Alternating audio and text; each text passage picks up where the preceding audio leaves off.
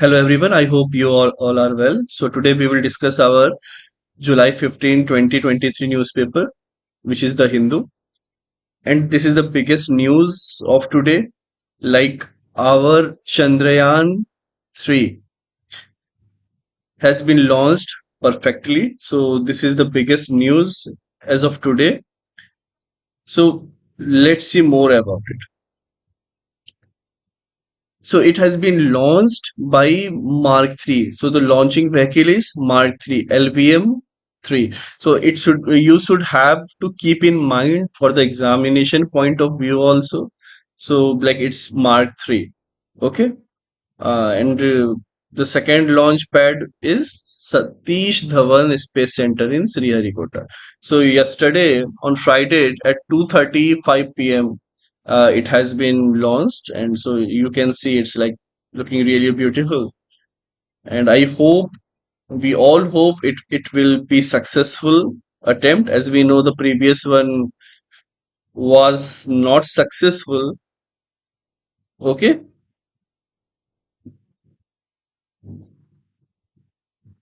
So this is India's second attempt at soft landing. So first of all, you have to understand what is soft landing. See, क्या होता है कि let me give you one scenario like this is the moon. Okay, this is the moon, and our lander is is in this rocket. अब क्या होगा कि जैसे ये आपका 100 किलोमीटर के आसपास आएगा, अब ये यहाँ से इस पे लैंड करना चाहेगा। तो जब हम सॉफ्ट लैंडिंग की बात कर रहे हैं कि इट मीन्स इसके अंदर जो रोवर है जो कि प्रॉपर वो वहाँ के केमिकल्स चेक करेगा, सब कुछ चेक करेगा, वो प्रॉपर यहाँ पे शांति से अच्छे से लैंड हो पाए, इसे वर्ड दिया गया सॉफ्ट लैंडिंग। ठीक है। इसके पहले जो हमारा पहला मिशन था वो यहीं पे इसके ऑर्बिट में घूम रहा था और वहां से वो इमेजेस क्लिक करके हमें वापस भेज रहा था। ठीक है। बट जब हमने चंद्रयान 2 भेजा था तो वो जैसे ही इस पे स्ट्राइक किया तो उसके बाद जो है वो वहां पे लाइक डैमेज हो गया, सिग्नल कांटेक्ट चले गए थे। ये इशू था। ऐसा नहीं है कि प्रीवियस वाला पहुंचा नहीं था, पहुंच वो भी गया था, लेकिन सॉफ्ट लैंडिंग उसकी अच्छे से नहीं हो पाई थी। मतलब हार्श लैंडिंग, ऑब्वियस सी बात है कि आपको अगर आप कुछ भी चीज 50 या 100 किलोमीटर से गिरेगी सीधे यहाँ पे, वो टूटेगी। तो इसलिए यहाँ पे सॉफ्ट लैंडिंग की बात की जा रही है। तो ये एक वर्ड याद रखना है कि सॉफ्ट लैंडिंग जो है वो करवाया जा रहा है। ठीक है।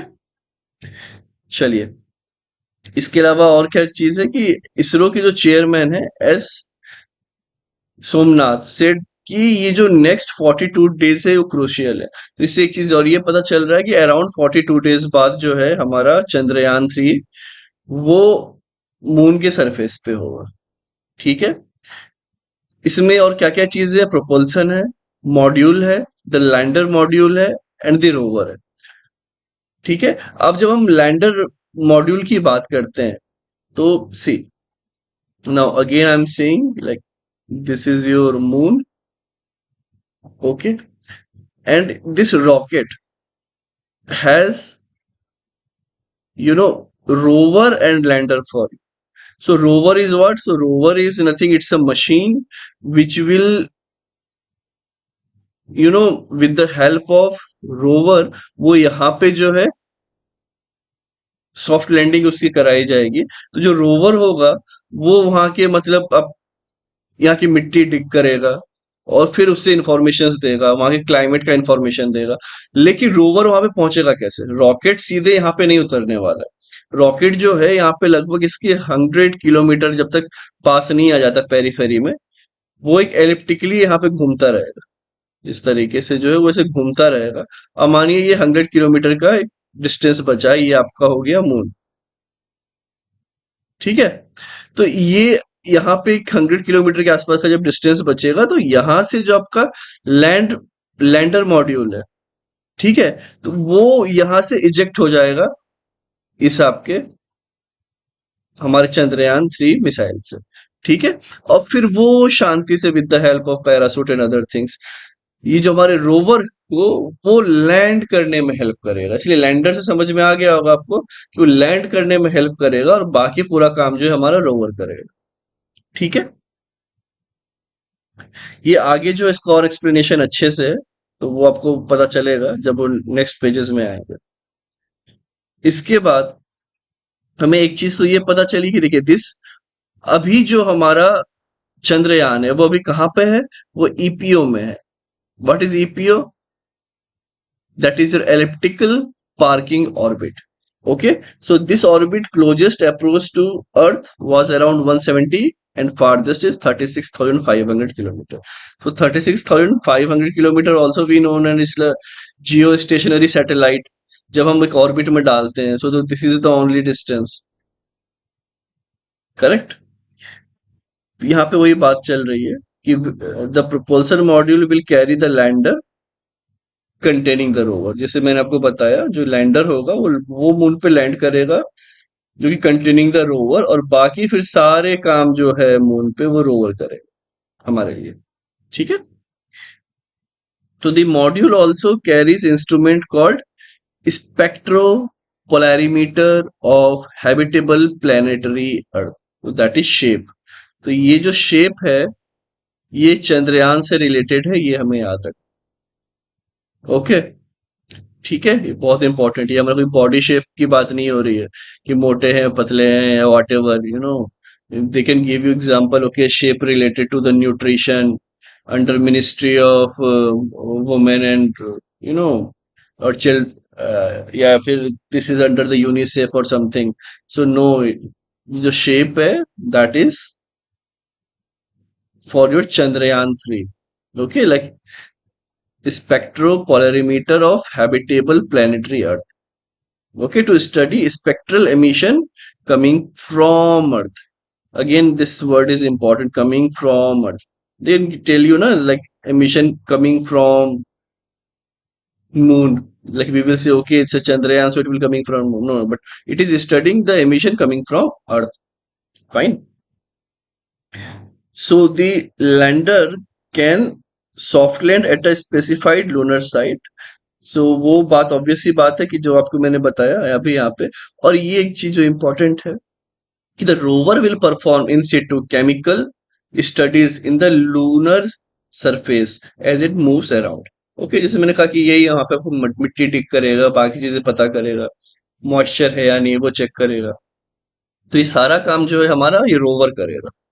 ठीक है, लैंडर का काम है बस लैंड करना, और चंद्रयान ये पूरे मिसाइल का काम है उस ऑर्बिट तक वहां पे पहुंचा देना। ठीक है, चलिए। और once it has been captured into a lunar orbit the lander will detach itself.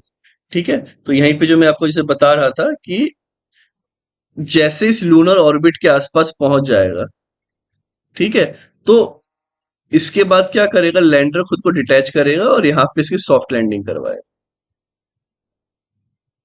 हमारे रोवर की।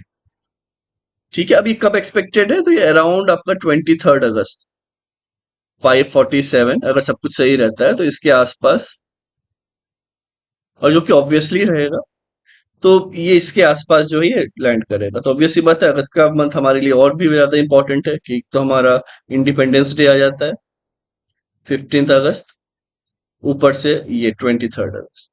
ठीक है, चलिए अब आगे चलते हैं। अब ये भी बहुत इंपॉर्टेंट न्यूज है कि देखिए अभी मोदी जी जो है कहाँ पर है, ये अभी फ्रांस में गए हुए हैं। इसके पहले कहाँ पे थे, यूएस में थे, यूएस से इजिप्ट आए, इजिप्ट से भी इंडिया है, अभी फिर वापस फ्रांस गए। तो हमें ये नहीं सोचना चाहिए कि जब यूएस में गए थे कितनी बड़ी डील लेके आए थे, करेक्ट। तो वो डील क्या थी वो कमेंट सेक्शन में आप जरूर बताइए। इसके बाद इजिप्ट गए, इजिप्ट से क्यों रिलेशन इंपॉर्टेंट है इंडिया के लिए, वो मैंने आपको प्रीवियसली न्यूज़पेपर में बताया था, तो उस पे एक शॉर्ट नोट आप कमेंट सेक्शन में बताइए अभी। साथ में अभी फ्रांस से भी क्या कर रहे हैं, फाइटर जेट ले रहे हैं, जो कि हमारा जो वो भी एक ज्वाइंट वेंचर में काम करेगा। तो ज्वाइंट वेंचर का मतलब है कि कहीं ना कहीं टेक्नोलॉजी ट्रांसफर करेंगे और हम इंडिया में उसे वो चीज बनाए, ज्वाइंट वेंचर।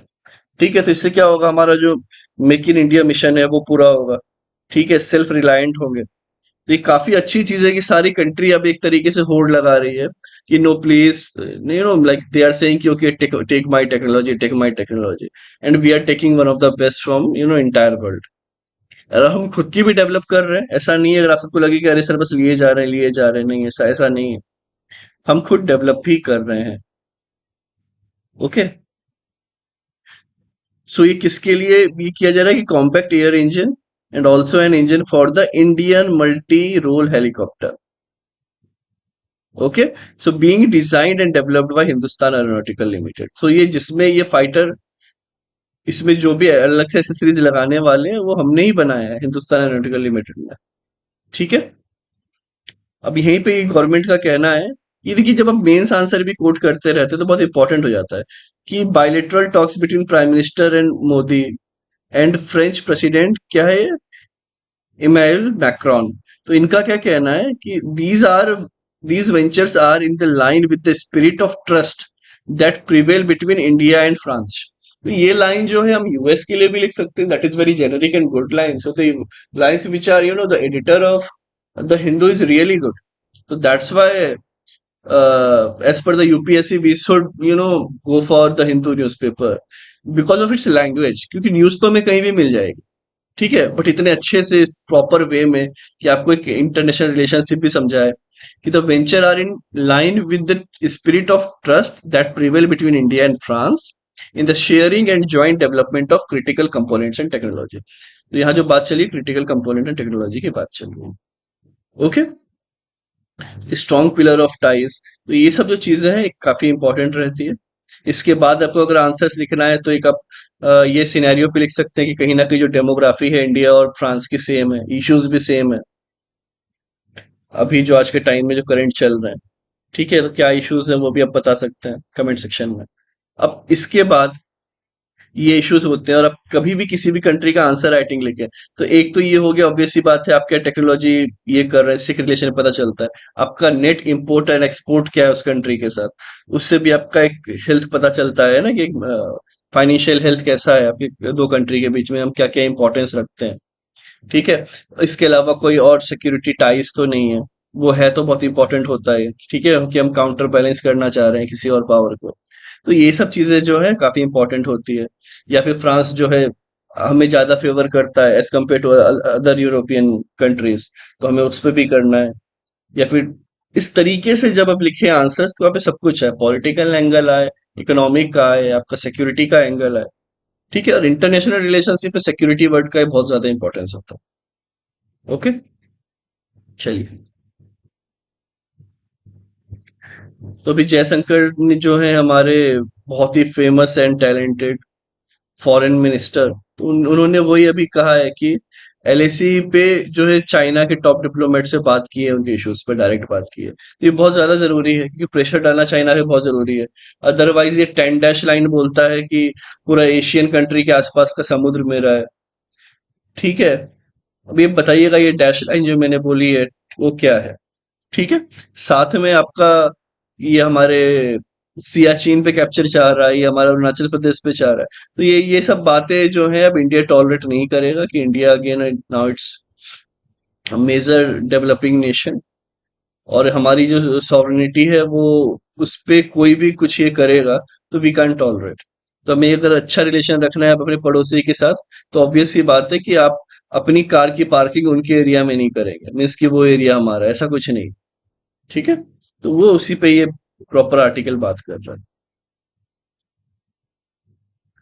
अब ये देखिए, तो यहाँ पे सबने जो है मुबारकबाद दी है, इसरो से लेके नासा, हमारे जो है द्रौपदी मुर्मू जो हमारी प्रेसिडेंट है, सबने यहाँ पे जो है वेल विशेस दिए हैं चंद्रयान 3 को।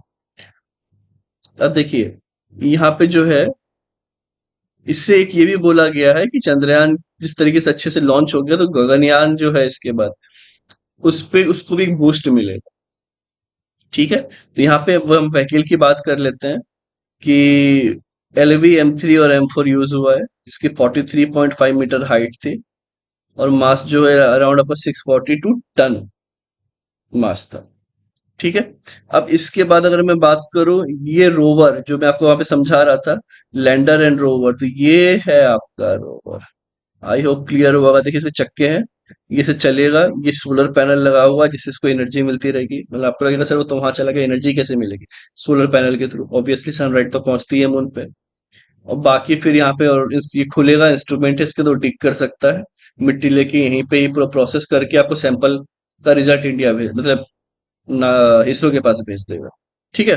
तो अभी जो ये हमारा चंद्रयान है वो कहाँ पे, एलिप्टिकल वे में, ये इस तरीके से भी घूम रहा है, घूम रहा है, घूम रहा है। जब इस पॉइंट पे जाएगा और फिर यहाँ से वो आपका जो है एस्केप वेलोसिटी आप कह सकते हो, इजेक्ट कर जाएगा और फिर ये मून के इसमें आएगा। तो ये जो है कहीं ना कहीं आप उसमें देखेंगे कि पूरी वाला कॉन्सेप्ट दिखाया था जब मॉम मार्स ऑर्बिट मिशन, जब भेजा गया था, तो भी इसी तरीके से पहले घूम घूम के उसे ये किया गया था। तो ये जो मूवी है, ठीक है, मंगलयान, जो अक्षय कुमार की है, वो प्लीज देख, काफी कुछ सीखने मिलेगा, स्ट्रगल क्या होता है साइंटिस्ट का, कैसे कैसे काम करते हैं, तो आप वो आपको एकदम क्लैरिटी भी देगा।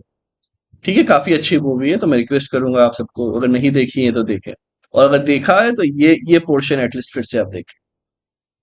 ठीक है। अब इसके बाद अगर मैं बात करूं कि जैसे मैंने आपको बताया था कि जब तक 100 किलोमीटर के आसपास नहीं आ जाएगा, ठीक है, यहाँ से आपके 100 किलोमीटर सर्कुलर लूनर ऑर्बिट के, तब तक जो है आपका लैंडर इजेक्ट नहीं होगा, वो अलग नहीं होगा। ठीक है, जब यहाँ से अब अलग हो गया, अब उसका काम है सीधे शांति से पे लैंडिंग करा देना। अब फिर ये हीरो की तरह हमारा रोवर निकलेगा कि ओ माय गॉड पहुंच गया हूं मैं तो अब। ठीक है, तो फिर ये यहाँ पे अपना काम करना शुरू कर देगा। ओके, तो यही चीज यहाँ पे बताई जा रही है। तो अब नॉर्मल सी बात है, हमें ये पता होना चाहिए अब डिस्टेंस कितना है अर्थ एंड मून के बीच में, तो इट्स 3,84,400 किलोमीटर ओनली। ठीक है, 3,84,400 किलोमीटर। और लैंडिंग कब है, वही जो 23rd से लेके 24th अगस्त के बीच में, अब ये कभी भी लैंड हो सकता है। अब ये एक चीज अच्छी है कि जो सारी पार्टी जो है रिस्पेक्टिव ऑफ, यानी पूरे वर्ल्ड से भी विशेष आ रही हैं। इंडिया की भी बाकी जो पार्टी है, इधर इट्स कांग्रेस, और जैसे कि मल्लिकार्जुन खड़गे जो है कांग्रेस प्रेसिडेंट, तो ये याद रखना है, ये अब राहुल गांधी नहीं है। सो अभी जो प्रेसिडेंट है वो मल्लिकार्जुन खड़गे, ये है। तो उन्होंने यहाँ पे बोला है कि अ, काफी ज्यादा बधाइयां दी है, और बोला है कि सारे प्राइम मिनिस्टर्स ने जो पहले इतनी मेहनत की है, इंक्लूडिंग अटल बिहारी वाजपेयी, तो उसी की देने की आज सब इतना अच्छा चल रहा है। So that is a good thing, ये बहुत ज्यादा जरूरी होता है। सो ये काफी बुरी न्यूज है। The reason being one more cheetah dies at Kuno national park. So Kuno national park में जो है cheetah died because of some reasons, तो अभी वो क्लियर नहीं हुआ है। अब ये कूनो नेशनल पार्क कहाँ है, मध्य प्रदेश में। ये प्लीज याद रखें, ये बहुत इंपॉर्टेंट है अगले 5 साल तक। रीजन बीइंग, क्योंकि यहाँ पे फर्स्ट टाइम इंडिया में चीता री इंट्रोड्यूस किया गया। इंडिया से ये विलुप्त हो गए थे, एक्सटिंक्ट हो गए थे, तो अफ्रीकन कंट्री से किया गया, लाया गया है, इसे ट्रांसलोकेट किया गया। कौन सी दो कंट्री है, नामीबिया एंड साउथ अफ्रीका, 1 साल पहले यहाँ से लाया गया। तो प्लीज ये चीज याद रखें। ठीक है, कूनो नेशनल पार्क कहाँ पर है, ये है आपका मध्य प्रदेश में। ओके। और यहाँ यमुना नदी जो है अभी दिल्ली में काफी ज्यादा फ्लड ला रही है, क्योंकि जो इसका एक मार्क है 206 मीटर के अराउंड, ये उसके ऊपर से भी फ्लो हो रही है। ठीक है, एग्जैक्ट मार्क यहाँ पे आई थिंक 205.5 मीटर का जो एक डेंजर मार्क है, 5.3 थ्री, उसके ऊपर कंटिन्यूअसली जो है अराउंड 208 के आसपास। सो 1 मीटर काफी हाइट हो जाती है ना। 1 मीटर अगर हम देखें, अगर हम हमारी हाइट देखें, तो लगभग 1.5 मीटर के आसपास, या फिर 1.8 मीटर के आसपास से हाइट होती है। ठीक है, एवरेज हाइट तो 1.6 के आसपास ही है। तो एक हमें लगता है 1 ही 2 मीटर बढ़ गए तो क्या पता, एक एक दो इंसान डुबोने के लिए काफी है वो। ठीक है, तो ये चीजें हैं कि जिसके कारण बहुत इश्यूज आ रहे हैं, तो इसलिए अर्बन प्लानिंग क्यों ज्यादा जरूरी है, ये सब चीजें यहाँ से हमें समझ में आती हैं। ठीक है, कि हमें बस फ्री की बिजली नहीं देना है, मतलब फ्री की बिजली दे दी, पॉल्यूशन बढ़ा दिया, ठीक है, कोई सॉल्यूशन नहीं है। इसके बाद कभी नेचर को हम बोल रहे हैं, कभी सेंटर को बोल रहे हैं। एटलीस्ट ये सब प्लानिंग बहुत ज्यादा इंपॉर्टेंट है, और वो भी अगर आप इंजीनियर है तो और ज्यादा आपसे उम्मीद रहती है, बट सभी बर्बाद है अभी। ठीक है, चलिए। और यहाँ पर ये इम्पोर्टेंट चीज है कि संयुक्त किसान मोर्चा, अब इनका कहना है, संयुक्त किसान मोर्चा, ये सब किस तरीके के होते हैं, सब प्रेशर ग्रुप होते हैं। इनको चुनाव में नहीं उतरना रहता है, ये इनका काम होता है प्रेशर डालते रहना गवर्नमेंट। ठीक है, अब ये प्रेशर ग्रुप इंपॉर्टेंट होते हैं, ये आपको पॉलिटी में भी है कि प्रेशर ग्रुप क्या होते हैं, इसलिए मैंने कहा ये प्रेशर ग्रुप होते हैं, इनका काम है प्रेशर डालना। और अच्छी चीजों पे प्रेशर डालते हैं कि देखिए अभी फ्लड आ गया, बहुत ज्यादा काफी लोगों की डेथ हुई है। तो इनका बोलना है कि जिन लोगों की डेथ हो गई है इस कारण, उनको 10-10 लाख का फैमिली को मुआवजा दिया जाए। और क्योंकि फ्लड के कारण आपको भी पता है बहुत ज्यादा लॉस हो गया, एग्रीकल्चर लॉस। तो ऐसे में आप 50,000 पर एकड़ के हिसाब से आप लोगों को पे करें। ठीक है। तो ये इसकी बात यहाँ पे हो रही है। चलिए आगे चलते हैं। अभी महाराष्ट्र क्राइसिस तो हमें पता ही है कि ऑलवेज वो चल ही रहा है कि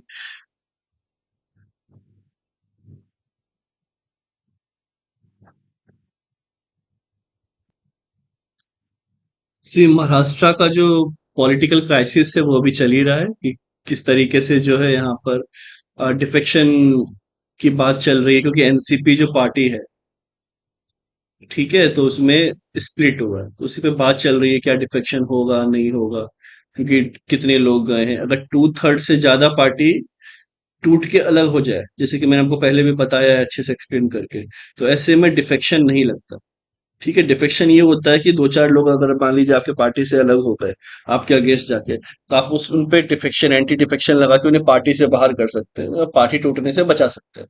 बट ऐसे केस में क्या हो जाता है कि आपको प्रॉपर वहां पे सपोर्ट अगर कर रहे हैं, जैसे सपोज करिए, जैसे अभी बीजेपी है मान लीजिए, बीजेपी को 4 सीट चाहिए थी अपना। एक हम सिनेरियो लेते हैं कि 100 सीट्स जिसके पास होगी उनकी सरकार होगी। ठीक है, टोटल 200 वहां पे जो है स्टेट असेंबली के सीट्स थे। अब बीजेपी के पास 96 आई, और जो जो एनसीपी है, एनसीपी के पास कितनी थी, मान लीजिए 30 सीट्स। तो ऐसे में अगर बीजेपी सोचे कि मैं चार जो है एनसीपी से खींच लूं, मेरी 100 हो जाए, तो मेरा काम हो गया। बट ये पॉसिबल नहीं है, ऐसे में एंटी डिफेक्शन लग जाता है कि वो चार लोगों को फिर निकाल दिया जाए। ठीक है, भले इनके पास फिर 26 ही बचेंगे, लेकिन ऐसे वो पार्टी नहीं बना सकते। तो इट मीन्स या तो कम से कम, क्योंकि 30 सीट्स थी और 2/3, अगर 20 लोगों ने सपोर्ट कर दिया बीजेपी को, तब वो एंटी डिफेक्शन नहीं कहलाया। जैसे मान लीजिए शरद पवार ने बोला कि नहीं, मुझे मतलब हमें नहीं जाना है बीजेपी के साथ। ठीक है, अब शरद पवार तो ठीक है, भले चेयरमैन है या जो भी है, वो एक ही उनकी सीट होगी, एक ही वैल्यू होगी। अब ऐसे में उनकी पार्टी ने बोल दिया 20 लोगों ने नहीं मुझे जाना है, अब यहाँ पे दो चीज हो गया, तो पार्टी तोड़ दो, आप अलग हो जाओ, फिर आप ही कम हो जाओगे, तो कहीं ना कहीं वैनिश हो जाओगे, या फिर आप बीजेपी को सपोर्ट कर दो। तो बोलते हैं ना कि एक पार्टी ने, जेडीयू ने बढ़ाया अभी आरजेडी के साथ हाथ, और मतलब जो पूरे जिंदगी एक दूसरे को, जैसे पार्टीज वगैरह होती हैं जो गालियां देती रहती हैं, उसी पे उनकी रोजी रोटी चलती है, वो बाद में जाके वही घनिष्ठ मित्रता दिखाती। ठीक है, जैसे कि आपने देखा होगा आप पार्टी जब वो चल रहा था, लाइक जब हमारे अन्ना हजारे जी जो थे, उन्होंने जब इस पूरा अनशन और ये सब किया, तो केजरीवाल और अन्ना हजारे हर कोई मतलब जो है कांग्रेस को, ऑब्वियस ये बात है, करप्शन के लिए बोला करता था। आज महागठबंधन में ये बात होती है कि ये पार्टी शायद एक साथ लड़ेंगी। ये सोचने वाली बात है, और अन्ना हजारे जिन्होंने इतना कुछ किया वो तो गायब ही हो गए। ठीक है, तो ये एक इम्पॉर्टेंट चीज है एंटी डिफेक्शन के बारे में। ठीक है, तो इसी पे प्रॉपर वही बात बात चल रही है, क्योंकि हम बार बार काफी बार डिस्कस कर चुके हैं, तो मुझे भी यहाँ पे ये नहीं लग रहा है जरूरी कि हम करें फिर से। ठीक है, तो हम चलते हैं आगे। यहाँ पे पानी के हर जगह इश्यूज हो रहे हैं। ये कावड़ यात्रा है। ठीक है, तो यहाँ पे कावड़ यात्रा सीजन चल रही है कि व्हेन मैनी शिव भक्ts, तो ये कावड़ यात्रा किसकी होती है, शिव भक्ts की होती है। जो शिव जी के जो भक्ति में एकदम लीन होते हैं वो यहाँ पे जाते हैं, with 100 of kilometre carrying pot of Ganga river water. तो इसमें क्या चीज होता है, गंगा रिवर वाटर होता है इस पॉट में। ठीक है, इसके बाद Ganga river water stalling highways traffic and sometimes creating law and order situation. ये कभी कभार होता है, बट रेयर ऑफ रेयरेस्ट। मैं आपको एक बात बताना चाहूंगा, ये 10 lakhs to 20 lakh इस तरीके से एक एक स्टेट में एक बार में ट्रेवल करते हैं। तो अब सोच रहे हैं, इतने लाखों में रहते हैं फिर भी उतने ही कुछ इश्यूज नहीं रहते हैं। ये साइड में इस तरीके से चलते रहते हैं, रोड पे पूरा क्लियरेंस होता है। तो वही कह रहे हैं, कभी कभार इश्यूज हो जाते हैं। अब अभी इश्यूज इसीलिए हो रहे हैं कि एकदम से फ्लड आ गया है। अब जो थोड़ा बहुत एरिया है वहां पे गाड़ी जा रही है, इंसान जा रहे हैं, तो वो इश्यूज हैं। अदरवाइज ये सब चीजें नहीं रहता है।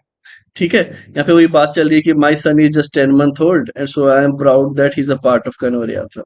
सो मिस इस तरीके से मतलब भक्ति का भाव रहता है। ठीक है।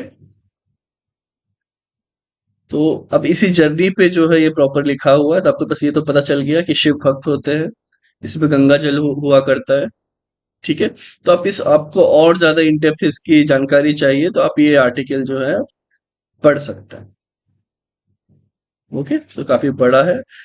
और सबसे बड़ी बुरी चीज है, अब देखिए न्यूज़पेपर से भी कास्ट सेंसस करने लगता है। ठीक है। तो यही सब एक बुरी चीजें हैं कि जो चीज दूर करनी बहुत ज्यादा जरूरी है। कि अब यहाँ पे कास्ट की कहाँ से बात आ रही है भक्ति वक्ति में, तो बस वही चीज पॉलिटिकल एजेंडा होता है काफी ज्यादा। और हम एटलीस्ट समझदार है तो हमें इन सब चीजों से दूर रहना, और जो बकवास की बात करे उन्हें मुंह तोड़ जवाब भी देना। ठीक है। चलिए। सूडान में जो है अगेन डिजीज आउटब्रेक हुआ है। सूडान एक इतनी गरीब कंट्री है, जैसे कैपिटल खार्तूम है, वहां पे ये सब इश्यूज चलते ही रहते हैं। ठीक है। सूडान हुआ, इथोपिया हुआ, जो अफ्रीकन की बहुत सारी कंट्रीज है, वहाँ इश्यूज चलते रहते हैं, तो आप ये देख सकते हैं। साथ में पाकिस्तान ने लॉन्च किया 3.5 बिलियन चाइनीज डिजाइन न्यूक्लियर।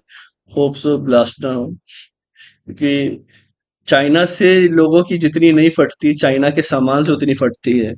यार यूज तो कर रहे हैं, पता नहीं, मतलब सुबह का वो बोलते हैं ना, सुबह लिया शाम तक चल जाए, वो तो चलेगा। लेकिन जितनी फटती, अगर फट गया, आज आपका मोबाइल फट गया या ये तो न्यूक्लियर ही फट गया, तो पाकिस्तान साफ करने का तो क्या ही कहना है। ठीक है, बस पाकिस्तान में इतनी हिम्मत है कि चाइना के सब डिजाइन पे काम कर लेता है, क्योंकि भाई भिखारी अगर भीख कोई भी दे दे, वो थोड़ी देखेगा कि भाई किसने भीख दी है, कि इसके भीख से मैं मर तो नहीं सकता हूँ या खतरा तो नहीं। वो पहले देखेगा कि मैं अपना पेट भर लूं। तो वही भिखारियों वाली हालत है हमारे पड़ोसी देश की है वो। तो जो भीख दे दे, और कोई ऐसे टेररिस्ट कंट्री को कौन ही भीख देगा। तो चाइना, क्योंकि उन्हें टेररिस्ट पालने हैं। ठीक है। तो चलिए, ये तो आपको समझ में आ गया होगा क्या ही चल रहा है। इसके बाद कुछ समझने लायक है ही नहीं। अब बाकी यहीं पे चल रहा है इन जाइब अगेंस्ट चाइना। तो चाइना के अगेंस्ट जो है बहुत सारी अब बातें चल रही हैं। अब इस चाइना सी जो इशू है, जिससे मैंने आपको बताया था ना कि ये एक तो चाइना सी को अपना बोलते हैं, पूरा की पूरा समुद्री मेरा है चाइना, कश्मीर मेरा है, अरुणाचल प्रदेश मेरा है, सब कुछ मेरा ही है। तो अभी क्या उनके थोड़े दिन चल रहे हैं, इसीलिए सब अभी शांत है। अभी इंडिया एक मुकाम हासिल कर रहा है धीरे धीरे फाइनेंशियली भी, और हम एक डेमोक्रेटिक कंट्री हैं, तो धीरे धीरे तो सबको जवाब मिलेगा। बाकी कंट्री भी जो है अब कहीं ना कहीं एक हो रही है, और वो भी अब इंडिया को एक पावर की तरह देख रही है। क्योंकि आप देख रहे होंगे हमारा ब्रह्मोस मिसाइल से लेके फिलीपींस खरीद रहा है, बाकी कंट्री भी खरीद रही है एशियन। क्योंकि उससे दो फायदे होते हैं। एक तो आपके पास अच्छी टेक्नोलॉजी पहुंच गई, दूसरा फायदा ये कि कहीं ना कहीं इंडायरेक्ट इंडिया का सपोर्ट मिल रहा है। ठीक है, क्योंकि इंडिया को भी पता है ना कि आप खरीद किसके लिए रहे हो, चाइना के लिए ही खरीद रहे हैं। तो बढ़िया वहां पे हम बेच रहे हैं। ठीक है। तो एक ये इंपॉर्टेंट न्यूज है कि गुड्स एक्सपोर्ट जो है काफी 8 months लो है, काफी ज्यादा इस पे डाउन हुआ है। तो एक्सपोर्ट क्यों? क्योंकि अभी जो है यूएस में और यूरोप में एक डिमांड काफी ज्यादा फॉल हुई है। ठीक है। तो ये इसी पे बात हो रही है। हालांकि बोला है कि ट्रेड डेफिसिट भी कम हुआ है, क्योंकि एक्सपोर्ट हम भले कम कर रहे हैं तो हमारा इंपोर्ट बिल भी जो है वो कम हुआ है। ठीक है। तो इसलिए नेट जो हमारा डेफिसिट होता है वो 8.8% है। जून जून के महीने में। चलिए ठीक है। अभी टीसीएस और बाकी जो टाटा कंसल्टेंसी सर्विस और बाकी स्टॉक है, इसके दम पे 66,000 जो है अब स्टॉक इस लेवल पे पहुंच गया है कि नए पीक पे। चलिए okay, and I am like proud to be a part of this company. बाकी तो स्पोर्ट्स रिलेटेड ही चीजें हैं, तो ये आप देख सकते हैं। ऑब्वियसली बात है कि जो हमारे जायसवाल हैं, उन्होंने जो है पहले ही टेस्ट में सेंचुरी मार दी है।